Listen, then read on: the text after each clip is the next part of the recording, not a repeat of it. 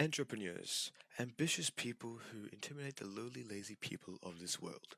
Sometimes they go on to become multimillionaires or even billionaires and then buy things and then change everything about the thing, like its name, its features. Or they fail terribly and nobody knows anything about them and they're forever forgotten in the bustle of life, spending the rest of their life condemned to trying to save their marriage or pay back their investors. Anyway, let's look at Melanie Perkins.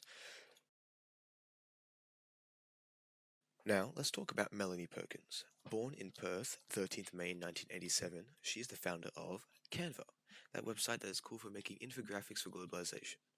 Anyway, that thing somehow got over $1 billion, making her Australia's richest woman in 2021 and one of the youngest female CEOs. She started out tutoring people how to use the complicated Adobe Photoshop. While doing this, she realized how annoying it was and had the idea to create something easier to understand.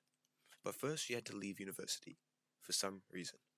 Then she and this dude called Cliff whatever.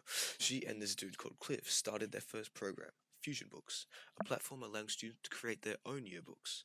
After this, which took off in Australia and New Zealand and France, they went on to try and develop Canva. But they needed money.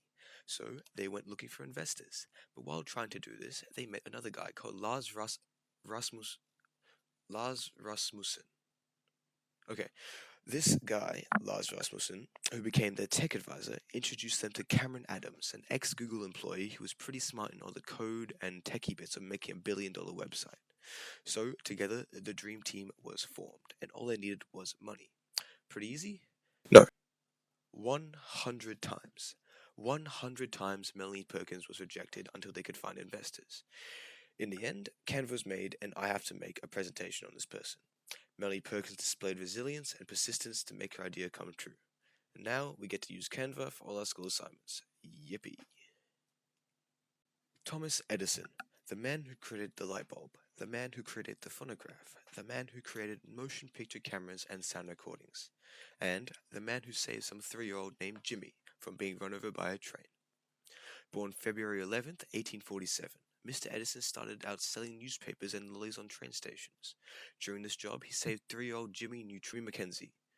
Now, Jimmy's father was mighty impressed with his child-saving skills and taught Thomas the way of the telegraph in repayment.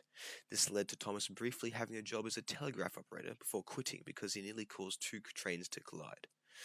Now, he was in the beginning of his entrepreneurial pursuit and started selling newspapers on the trains themselves, being the first to do so. Edison moved to New York City and worked on his inventions in Franklin Leonard Pope's basement. Now, who is Franklin Leonard Pope? No idea. This was the start of Thomas Edison's long life of creating things. He's renowned for being innovative in the sense that he created a bunch of stuff, resilient in the sense that he had over 1,000 failed light bulb prototypes, and deaf in the sense that he was deaf in one ear and hard of hearing in the other. Thank you for watching. Please give me an A+.